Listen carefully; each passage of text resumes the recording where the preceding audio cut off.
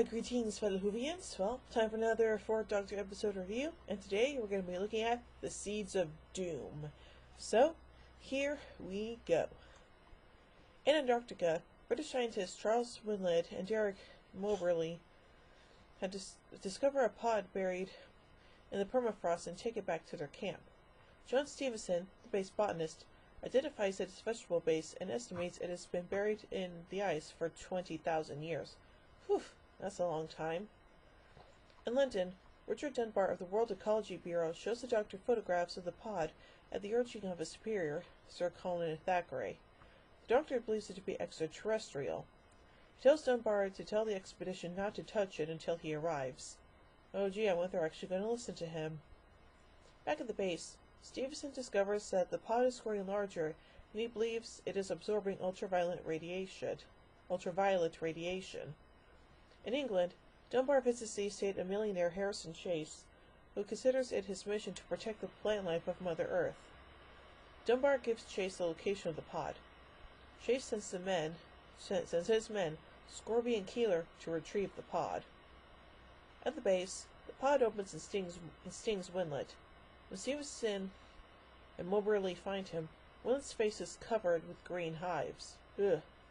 The Doctor and Sarah arrive at the base and find that Winlett's face and body are rapidly becoming covered with green fungus. Outside the base, the Doctor discovers another pod and notes that they travel in pairs.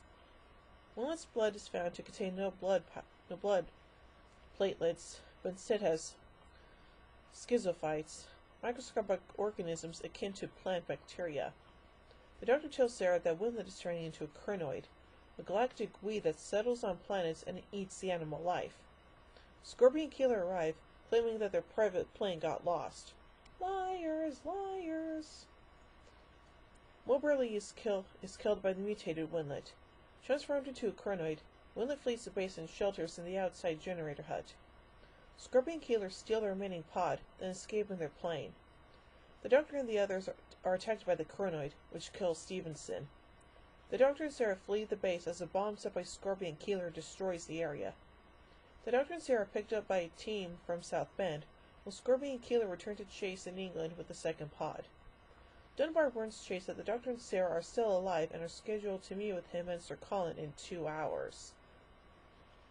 At the meeting, the Doctor and Sarah describe the theft of the pod. He tells Dunbar to arrange for him to go to the Botanic Institute. As they leave the building, a driver meets them. However, the limousine stops in the countryside, and the driver orders him out at gunpoint.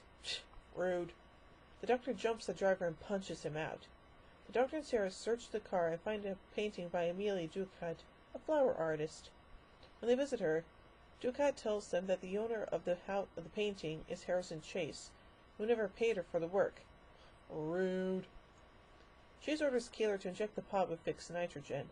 When the Doctor and Sarah try to sneak into the mansion, they are captured and brought before Chase, who decides to show them around the mansion and his plant laboratory before he executes them.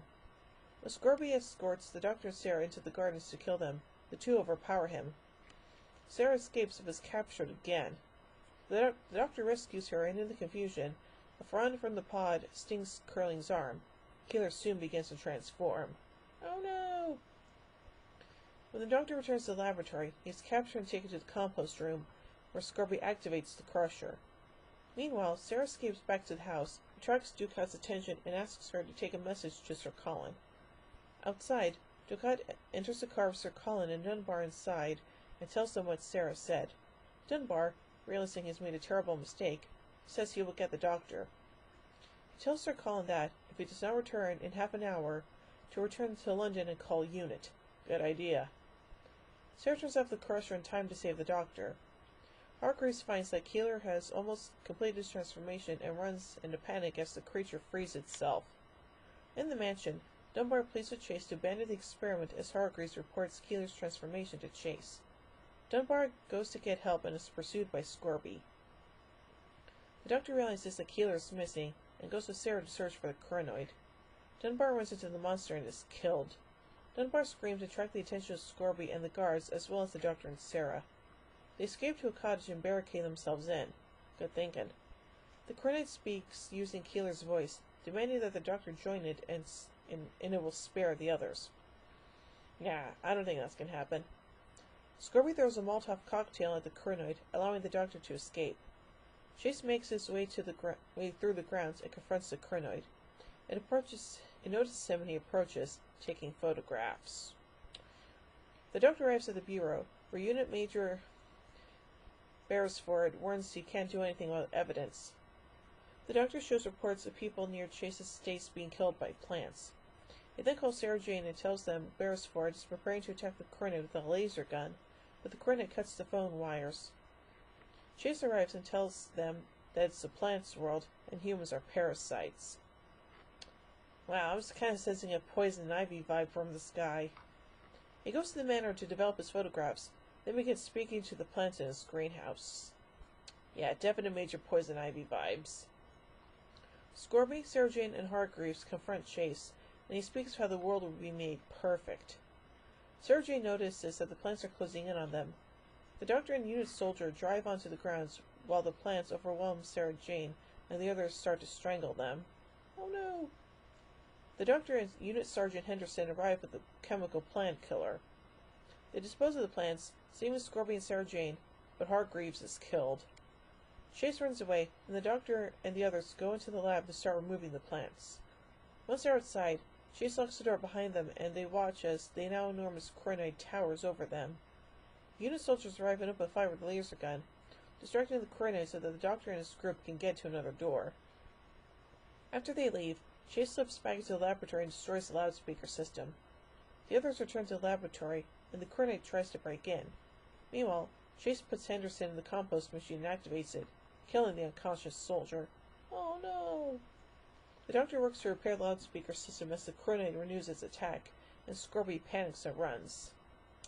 He makes his way across a pond, but the plants grab and pull him underwater, killing him. Serves you right, dude.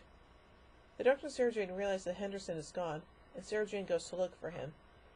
She makes her way to the compost machine room, and Chase confronts her, telling him he's become part of the plant world thanks to the Krynoid. Chase plans to support the Krynoid and refers to humanity's parasites, then attacks Sarah Jane and knocks her unconscious. Beresford contacts the Doctor, who warns they have 15 minutes until the Krynoid germinates, spreading its seeds across England. The Doctor tells them to launch an airstrike before it's too late. Chase has tied up the unconscious Sarah Jane and starts feeding her into the compost machine.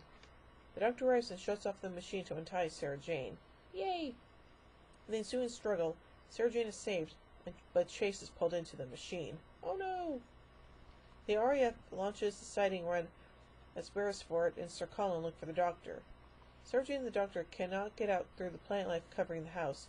The Doctor rigs a steam pipe and they blast their way out. They make their way through hostile plant life and take refuge as the RAF open fires and destroys the Krynoid along with the mansion. Yeah, so that was pretty exciting, huh? Anyway, let's look at some outside references as well as some production notes about the story. Scorby quotes Voltaire's line, when it is a question of money, everybody's of the same religion, end quote. The Doctor seems to attribute it to Franklin Pierce Adams. Okay then. The serial was written by established television writer Robert Banks Stewart, who was influenced in the writing of his ecological tale of Rampant Flora by his home abutting Kew Gardens, as well as his familial connection to botanist Joseph Banks. The Doctor's dialogue with Amelia Ducat about the carbide and model is an homage to Oscar Wilde's The Importance of Being Earnest. After a long association with Doctor Who, this was director Douglas Campbell's last involvement with the show. Aww. Location shooting at Chase's estate took place at the Addlehampton Hall in Dorset. This is the third serial of the program to shoot exterior location scenes on outside broadcast videotape rather than film. The previous two were Robot and the Centaur Experiment. On December 7, 1975, was location filming the closing scene outside the TARDIS at Buckland. The TARDIS prop collapsed on Elizabeth Sladen. Ugh. It was the original prop used since 1963. Eesh, that's not good. None of the established unit characters are seen in this story, the last regular appearance of the organization, as Nicholas Courtney was unavailable to reprise the role of Brigadier Lethbridge Stewart. Oh man, that sucks. But, so yeah, overall, this is a pretty entertaining story, and like I said, the toxic plants definitely gives me a Poison Ivy vibe. So, overall, I give The Seeds of Doom 3 sonic screwdrivers out of 5. Well, join me next week as we take a look at The Mask of Mandragora. And that mask is spelled M-A-S-Q-U-E instead of M-A-S-K. So, yeah. So, until then, this is Hooving Queen saying, "Oh my Gideon! When I say run, run!